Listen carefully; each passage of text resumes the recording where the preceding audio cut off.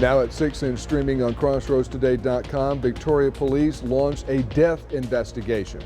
The Seadrift City Council goes through another major change. And Wharton County will be the site of a major power grid project.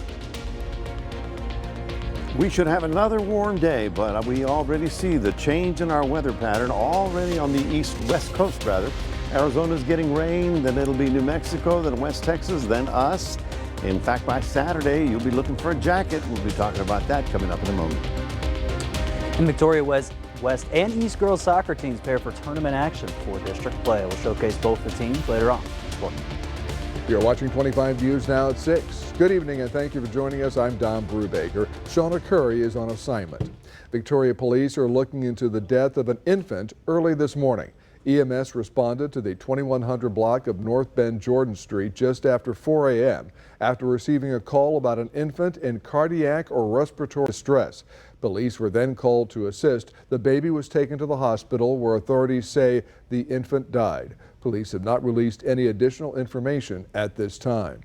Another Seadrift City Council alderman resigns, putting city business on pause.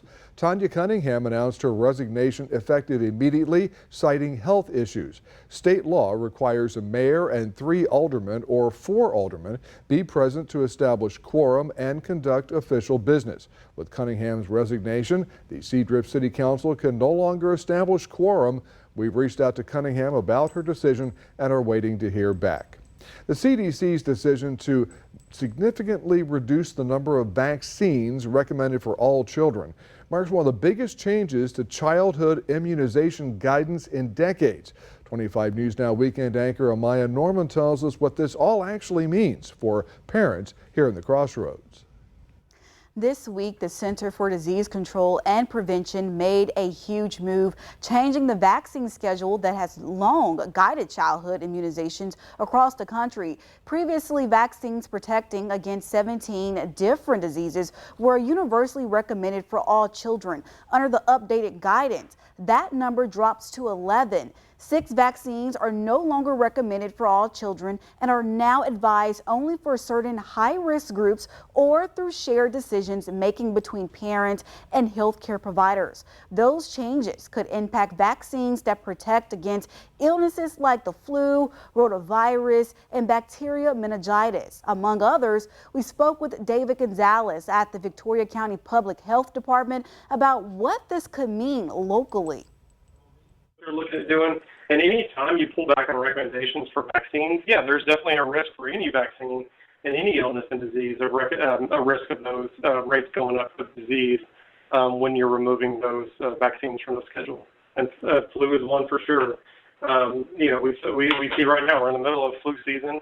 You know, if you have decreased flu vaccination rates, you're going to have an increase in disease and an increase in severe illness and disease, and that's what we're seeing right now. We saw it during COVID. If you think back then, you know, before we had COVID vaccines, high risk of occurrence of disease, you had high occurrence of severe illness, and then once the vaccine started making its way through the population, you had less risk of increase in severe disease. And Gonzalez says at this time, no immediate changes are being made in Victoria County.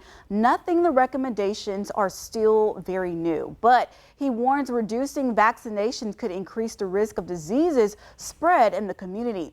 Health officials encourage parents with questions to talk directly with their child's medical provider. They can also contact the Victoria County Public Health Department for more information. Public health leaders say they will continue to monitor guidance from the CDC as more details are released. Dawn, back to you. Amaya, thank you. The criminal case against former Uvalde school police officer Adrian Gonzalez will move forward. A judge denied a defense request for a mistrial today after attorneys accused prosecutors of holding back key information that came out during testimony the day before. Judge Sid Harrell said he may throw out part of Tuesday's testimony from former teacher Stephanie Hale. She testified for the prosecution that she saw the shooter, Salvador Ramos, on the south side of the school. Both sides agreed to pick the trial back up Thursday, with Hale expected to remain on the stand. A power upgrade is on the way, reshaping how electricity moves through the crossroads and across Texas. The project targets long-standing congestion and thermal overload issues tied to Southwest Houston as renewable energy production grows. Plans include upgrades to existing substations, a new substation in Wharton County, and major conductor and equipment improvements, making Hilgi a key link between coastal, eastern, and central Texas grids. Let's go to Mac Pettis with a first look at the forecast. This is a major thing for South Texas, Mac, and especially, I'm sure, Hilgi that has the great smokehouse there. The booming metropolis of Hilgi. And so, yeah, that's going to be crucial because, you know, every day we use more and more electricity. Remember the days when we had one light bulb in the middle of the room? Now, imagine how many we use now in computers and cell phone charging and all that. So it's important that we stay up with that. Well, folks, the thing is finally going to change for us. We're going to get out of this unusually warm January weather. Nothing happening for us right about now, but you can see that on the other side of Midland and all over to El Paso, they're getting rain. This is part of that big western storm that's going to move ashore and finally bring some winter back to the crossroads. We'll be talking all about that coming up in just a moment. Don, back to you. Mike, thank you. Vendors will see a few changes this year at the Victoria Farmers Market. The market is a go-to spot for fresh, homegrown food. It's run by the Food Bank of the Golden Crescent. Officials say membership fees are staying the same, but vendor fees are increasing slightly. All crafts must be handmade, and all food sold at the market must be grown within 100 miles of Victoria. One vendor expressed frustration over the changes, while many others say it's important for the market to grow and is vital for the community. For a new mother in crisis, it's an option that is meant to be safe and legal. It's called a Safe Haven Baby Box. And recently in Lubbock, a young newborn was surrendered to one. Brittany Crittenton reports on the reaction of local leaders and the creator of this life-preserving option. I don't know your situation or pain, but I do know in your darkest moment, you had the courage and love for your baby to give them an opportunity at life. Lubbock Fire Rescue Chief Richard Stewart says this mother's courage brought her baby somewhere safe, protected, and well cared for. Within 1 minute of being placed in this box, the child was in the arms of a firefighter. But immediately got in control and put all the lessons that they've learned about this into action. And one of the things that was also profound for me was when they picked up the baby. At first it cried and it went back to sleep. Isn't that awesome? That's how safe that little one felt, and that's what it's all about. Under Texas's safe haven laws, a parent in crisis can safely surrender an unharmed infant 60 days or younger to an employee at any hospital, fire, or EMS station. Now, with Safe Haven baby boxes, they can do that with complete anonymity. CEO Monica Kelsey was abandoned just hours after she was born. This baby wasn't abandoned. This baby was lovingly, legally, anonymously, and safely surrendered into a baby box by a parent that wanted something more for them. The baby was then taken to the hospital for treatment and is now under the care of Child Protective Services. Kelsey says most are in their forever home within 30 days and formally adopted within 6 months. Councilwoman Dr. Jennifer Wilson says access to one of these boxes can mean life or death. It's something Lubbock has been working towards since approving the first in early 2024. I want to commend you guys. Everybody, this is an amazing thing for our city. Then installing it just months later. The second city in the state of Texas to provide this much needed service. Now there's another at Covenant Children's, Covenant in Levelland and Plainview, and one at Wolforth EMS. Kelsey says she'll be back next week for the opening of another at a UMC in Lubbock. Texas is the #1 state in America right now for infant abandonment, and we have to change that. And so the more boxes that are being put in, the more we can work in communities, educating our first responders, educating the schools that this is now available anonymously. Kelsey hopes one day there's a Safe Haven baby box at every single fire station across the country. To get more news, weather, and sports, come to our website, crossroadstoday.com. Expect a slower drive on John Stockbauer Drive over the next couple of weeks. Crews are repaving the road between Airline Road and Ben Jordan Street through January 23rd, weather permitting. Traffic will stay open in both directions, but drivers should be ready for lane shifts and use extra caution in the work zone. The work is part of the city's 2025 Mill and Overlay project aimed at smoother, safer roads ahead. Texas reclaimed its status as the top destination for one-way U-Haul rentals last year. U-Haul's annual ranking showed the Lone Star State led the list for 7 of the last 10 years, but fell to number 2 behind South Carolina in 2024. How'd that happen? Inbound moves accounted for almost 51% of one-way rentals in Texas. Dallas, Houston, and Austin took the top 3 spots in the company's list of the most popular U.S. metros for one-way rentals. The Rio Grande Valley, San Antonio, and College Station also made the list. Here's some of the top headlines in the Port Lavaca wave. Avian and marine creatures are already starting to call the Bean Tract Mitigation Project home as it enters its monitoring stage in Point Comfort. And unmarked graves across Calhoun County are receiving tombstones, thanks to the efforts of the Calhoun County Historical Commission. To read these stories and more, go to PortLavacaWave.com. Remember to subscribe to our YouTube channel, Crossroads Today. Hit the like button and click the notification bell. Then you can see Crossroads Today on YouTube. And stay with us. Coming up on 25 News now at 6, the very latest on a shooting in a major American city involving ICE agents. Also ahead, new dietary guidelines are introduced by the federal government.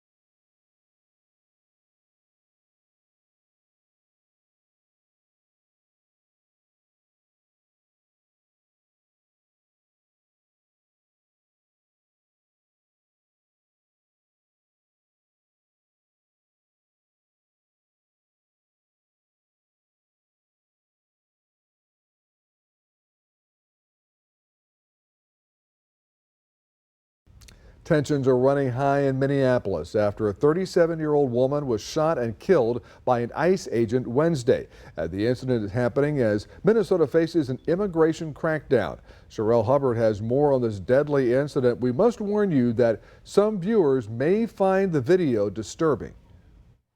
Video captures the moments leading up to the deadly encounter. A woman in her vehicle blocking the road as a federal officer approaches the car. She starts to drive away. Shots were fired and the car then crashed on the side of the road. No! Shit!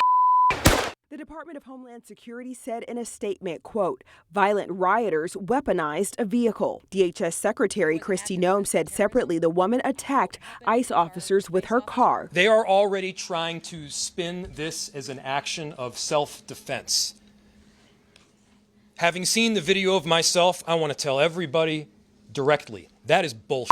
The mayor and Minneapolis residents expressing outrage, refuting DHS's claim that they acted in self-defense. It does not appear aggressive to me. I think that if they felt like they were in any danger, they could have stepped 2 feet backwards. I think, in my opinion, that this was an unnecessary use of force in a reaction to imagined danger. The agents are conducting, quote, targeted operations in the city, but the police chief says there's no indication the victim was the target of a law enforcement investigation. To ICE, get the out of Minneapolis. We do not want you here. Your stated reason for being in this city is to create some kind of safety, and you are doing exactly the opposite. I'm Sherelle Hubbard reporting. Other federal agents and local police have been on the scene since the incident took place. In Los Angeles, Nick Reiner's high-profile attorney was removed from his case, but he says Reiner is not guilty of murder under California law. Nick Reiner is accused of killing his parents, Rob Reiner and Michelle Singer Reiner. Attorney Alan Jackson did not explain why he left the case. A public defender was appointed to replace him. Reiner's plea hearing was postponed until February 23rd. The prosecution has not decided on seeking the death penalty. Jackson's departure adds new uncertainty to the case. If you see news happening, call our newsroom at 361-576-0026 or send us an email at staff@crossroadstoday.com. The U.S. Department of Health and Human Services and U.S. Department of Agriculture released new dietary guidelines today. Ivan Rodriguez reports the recommendations will now shape the types of food schools serve, what doctors recommend to patients, and what can be bought on food stamps. Every 5 years, Health and Human Services and the U.S. Department of Agriculture update the federal dietary guidelines based on the latest research. The new guidelines echo past advice, but also include some nods to HHS Secretary Robert F. Kennedy Jr.'s Make America Healthy Again movement, urging Americans to prioritize protein and healthy fats and limit their consumption of ultra-processed foods and added sugar. The new guidelines recognize that whole, nutrient-dense food is the most effective path to better health and lower health care costs. Officials say that following the guidance can help prevent the onset or slow the rate of progression of chronic disease, as well as lower health care costs. 30% of healthcare costs are directly attributable to obesity. The latest update will include images of an inverted pyramid that puts meats and vegetables in the whitest part at the top, flipping a long-standing visual of the American diet and moving away from the circular My Plate. Dietary guidelines shape dozens of federal feeding programs, including Head Start. These standards affect 45 million school lunches every day. The new guidelines also tell Americans when adding fats to meals to, quote, prioritize oils with essential fatty acids such as olive oil. Other options can include butter or beef tallow. I'm Ivan Rodriguez reporting. President Trump says he plans to ban large investors from buying up more single-family homes. In a social media post Wednesday, Trump stated he is taking steps to ban large institutional investors from buying up single-family properties, excuse me, and calling on Congress to codify it. Investors like Blackstone, J.P. Morgan Chase, and other banks have increasingly snapped up family homes in recent years. Trump said he plans to outline additional housing and affordability proposals in the coming weeks. Here are some of the top headlines in the Cuero Record. DeWitt County recently started the new emergency notification system Everbridge to quickly send critical information to residents in emergency situations. And officials report New Year's celebrations involving fireworks resulted in only one reported incident on January 2nd. A small grass fire was sparked by a fountain-type firework that was set off in a grassy area south of Cuero. To read these stories and more, visit DeWittCountyToday.com. Well, good evening, everybody. Another warm day over the crossroads, another soupy morning. We're going to do that again tomorrow morning, but then the big news, everything's changing for us as we get to the weekend. 73 right now. The southeast wind sort of kicked up a little bit this afternoon and will be stronger for tomorrow. We're looking at today's high at 83 and 57 was the low. Folks, as we get into Saturday, the high is going to be around 60 and the low down into the 40s. So it's going to feel like January, and we'll be talking more about it coming up after this break.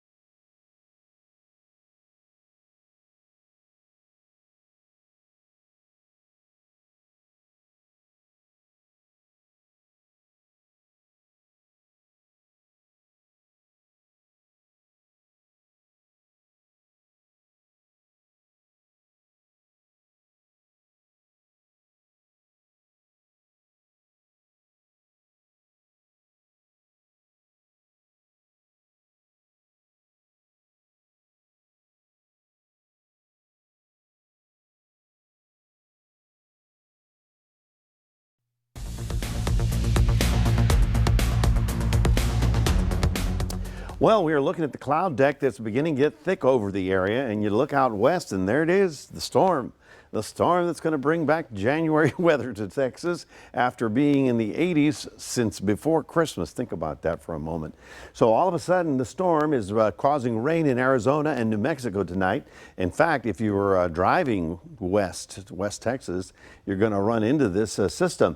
This is going to be pulling up all of that Pacific moisture. It's going to be riding up basically over us, but what it does, it sets the stage for a couple of frontal systems to come through. While we have no precipitation around the area right about now, if you went out I-10 somewhere in Midland and Fort Stockton, you'll start seeing the light rain, and then it gets a little heavier as you get into El Paso. As a matter of fact, you can see kind of a big thunderstorm cluster rolling up through there. This is also great news, because it's finally going to put a snowpack in the southern Rockies. Arizona, New Mexico, Colorado has been kind of dry. And so all of a sudden, this storm system will give them a pretty good dumping of rain and snow, rather, at a good elevation. This is not a bitter cold storm. It's not from the Arctic. It's from the Pacific. But it will be cold enough to get a good layer of snow up there. There you see our storm coming on shore right about there. There you see the stronger storms that are rolling with the jet stream up and north of us. Now, we'll have a little bit of fog tomorrow, but because the winds are going to be increasing in speed, we may not have it as widespread as it was this morning, and it should burn off faster. So I think it should be a little bit better in terms of fog early tomorrow morning, but we will have some patches of it early in the morning. So just consider that. But this is the most important part. We go forward from Wednesday on into Thursday, and you can see how the rain out of the west starts rolling across North Texas into Oklahoma as well. Now we pick up just enough moisture maybe for a drop or two. But as we get to Friday, that's when we get the best chance of getting some sort of rain activity here as the strong frontal system blows through. By Saturday, we're going to have a strong, dry north wind blowing through here, and all of a sudden it's going to be cold or chilly or colder. How about that? Get a load of these temperatures. We'll be in the 80s tomorrow, and then again on Friday. Friday night, close to midnight, it's when the front comes through. And look at that, Saturday, Sunday, Monday, we'll stay around 60 degrees as a high temperature. Here's the storm, the first part of it, and then it rolls up. And that gives us just a slight chance for rain. I'm not calling it, heavy rain. This is going to be light rain, drizzle, maybe a mist, but it will be damp for the next couple of days. And then here's the best news of all, a good snowpack for the southern Rockies. As I mentioned, the 5 o'clock, the Rio Grande, which is an important river for us, right? Well, it begins in Colorado, and it begins up at the top of the mountains in a glacier. And if the glacier's not there and there's no snow up there, what's going to melt and follow down into the rivers? So for all of our rivers, it's important. Cold and windy by the time we get to Saturday, and all of a sudden it's going to feel a lot more like January around here. You'll be looking for your jacket over the weekend because it's going to last for a few days. Tomorrow, on the mild side, getting only up to 78 in Port Lavaca. Fog in the morning, low clouds in the afternoon, 82 in Cuero. And as you can see here, 2 more days of summer-like weather. That's Thursday, Friday. And the front blows through, and Saturday, the cold north wind. Saturday, Sunday, Monday, Tuesday. Got to be on the chilly side with highs barely in the 60s and lows getting down into the 30s. That's your 7-day forecast, reminding everybody we do have a QR code. Love for you to scan that, put Crossroads a day on your phone. And here's Don. All right, thank you, Mac. And Sports Director Max Williams is here to tell us where he'll be shooting hoops tonight. That's right, Don. Give me an early hint because we got St. Joseph girls and boys basketball they're playing tonight versus district opponent in St. Augustine. We'll look ahead to both of these matchups next in Sports.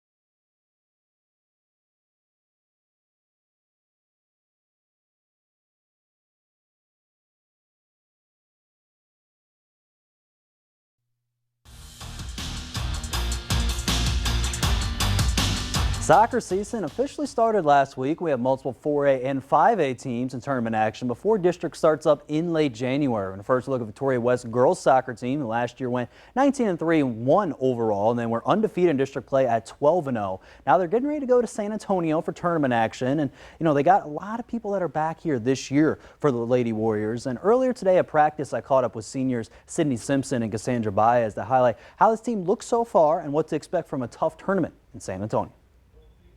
The experience on the field, we all know what to expect, especially we're in the same district, so we know what's coming, and I feel like that gives us the advantage. Be kind of not as high as competition as the Smithson Valley, but I'm pretty sure they're still going to be pretty good.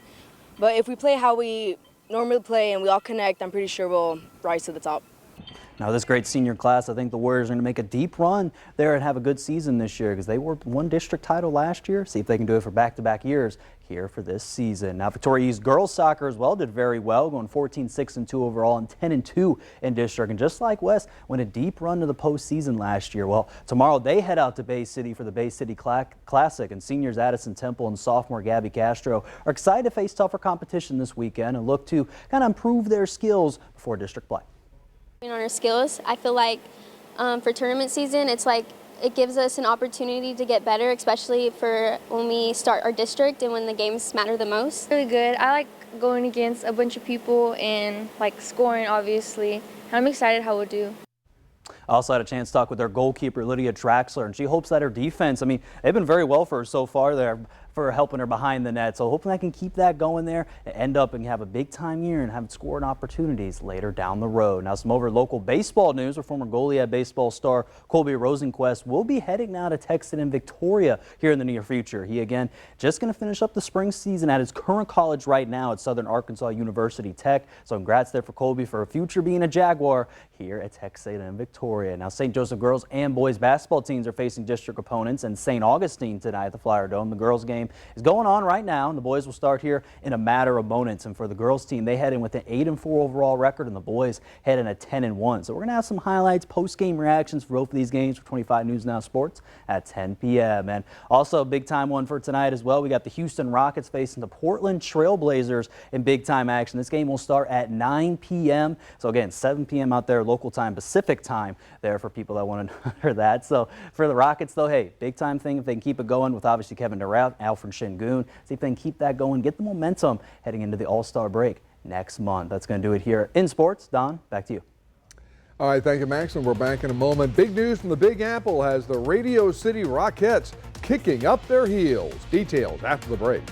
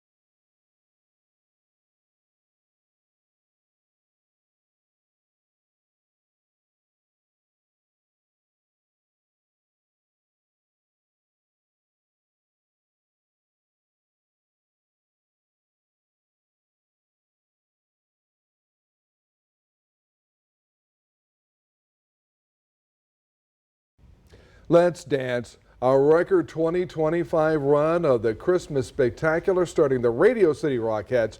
The productions had their highest attendance in 25 years, surpassing 1.2 million tickets across 216 performances this holiday season. Guests from all 50 states and 125 countries filled the famed Radio City Music Hall for this season's Christmas Spectacular. It's been a staple of the holiday season since its opening in 1933.